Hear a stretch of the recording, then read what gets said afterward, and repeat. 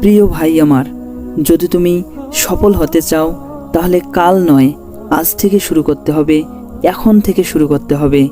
আজ থেকে শুরু করব, এখন থেকে শুরু করব, এটা একজন সফল ব্যক্তির লক্ষণ।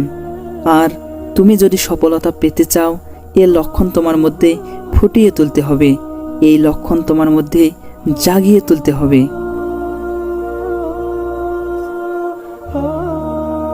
একটা বইয়ের কভার পেজ দেখে যেমন বইয়ের ভেতরে কি আছে তা জাজ করা উচিত নয়, ঠিক তেমনি মানুষের চেহারা দেখে সেই মানুষটাকে জাজ করা উচিত নয়। তার কারণ মনে রেখো চেহারার তুলনায় বড় মুখোশ এই পৃথিবীতে আর কিছু নেই।